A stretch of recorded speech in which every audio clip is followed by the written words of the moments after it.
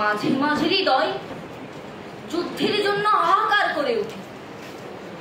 মনে হয় রক্তই ফয়সালা, 12 দিন অন্তিম তৃপ্তি।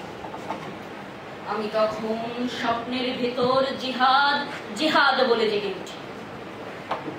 জেগেই দেখি কৈশোর আমাকে ঘিরে ধরেছে, যেন বালিশে মাথা রাখতে চাই না এ বালক, যেন ফুৎকারে উড়িয়ে দেবে মশা।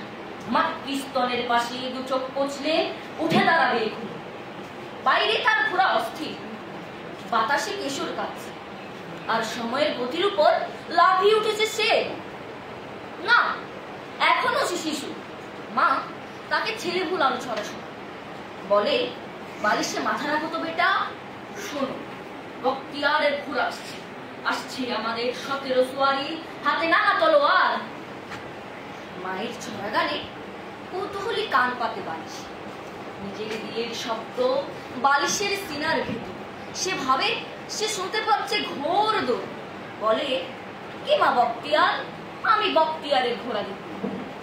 মা পাখা ঘোরাতে ঘোরাতে হাসে, বলে, আল্লাহর সেপায় তিনি, দুঃখীদের রাজা।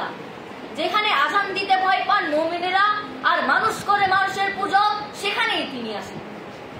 খিজিদের সাদা ঘোড়ার সোয়ারি, দেখো দেখো, জালিম পালায় খিড়কি দিয়ে, দেখো দেখো।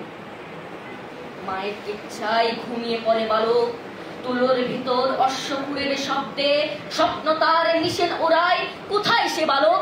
আজ আবার হৃদয়ে কেবল যুদ্ধের দামামা। মনে হয় রক্তই ফয়সালা, 12 দিন বিচারক, আর স্বপ্নের ভিতর জিহাদ জিহাদ বলে জেগে ওঠে। আসসালামু আলাইকুম।